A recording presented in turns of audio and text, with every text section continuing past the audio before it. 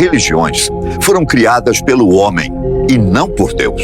Então quer dizer que a Bíblia não diz nada sobre religião? Vamos aos fatos.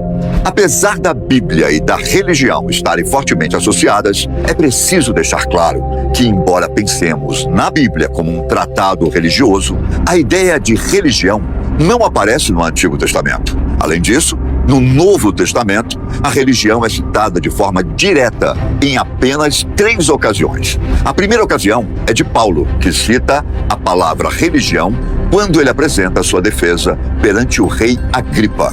Em Atos, capítulo 26, versículo 5, é dito o seguinte: segundo a mais rígida seita da nossa religião, vivi como fariseu. No caso, ele estava se referindo às 3 seitas dos judeus: os fariseus, os saduceus e os essênios. Ele disse que viveu como fariseu, a seita que era mais rígida nas práticas religiosas. Paulo não estava falando sobre um credo ou crença religiosa, mas sim sobre a forma de adoração, porque os judeus davam grande ênfase à prática e não à doutrina. A segunda referência à religião foi feita por Paulo ao escrever aos Gálatas. Ele declarou o seguinte em Gálatas, capítulo 1, versículo 13: porque já ouvistes como outrora fui eu no judaísmo, como sobremaneira perseguia a igreja. Para quem não sabe, antes de se entregar aos ensinamentos de Jesus, Paulo perseguia os cristãos. Ele achava que Jesus de Nazaré era uma farsa e, inclusive por isso, tenha sido crucificado. Além disso, entendia que todos que o consideravam o Messias e seguiam sua palavra deviam ser punidos. Ao ser questionado por que fez isso, Paulo respondeu afirmando que seguia a religião da época, uma religião cheia de regras, leis e tradições, herdadas de sua linhagem hebraica. Essas regras foram o que o levou a perseguir implacavelmente os seguidores de Cristo. Assim, ao escrever aos Gálatas, ele se referiu à religião da mesma maneira que o fez antes do rei Agripa, como regras de prática em vez de doutrina ou credo de crença. A terceira ocasião é a Epístola de Tiago, escrita às 12 tribos que estão espalhadas. Em Tiago, capítulo 1, versículo 26, é dito o seguinte: se alguém entre vós parece ser religioso e refreia não a sua língua, mas engana o seu próprio coração, a religião desse é vã.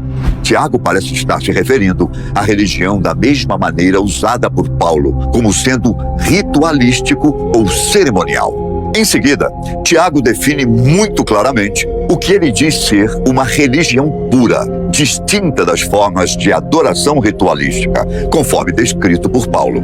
Tiago disse: a religião pura e imaculada para com Deus e Pai é esta: visitar os órfãos e as viúvas nas suas tribulações e guardar-se da corrupção do mundo. Apesar de o texto ser simples e despretensioso, tem um significado profundo. Tiago faz um lembrete de que devemos ter compaixão com nosso próximo. Este é o ensinamento de Jesus em sua frequente referência ao amor. Em Mateus capítulo 22, versículo 39, o Senhor disse: amarás o teu próximo como a ti mesmo.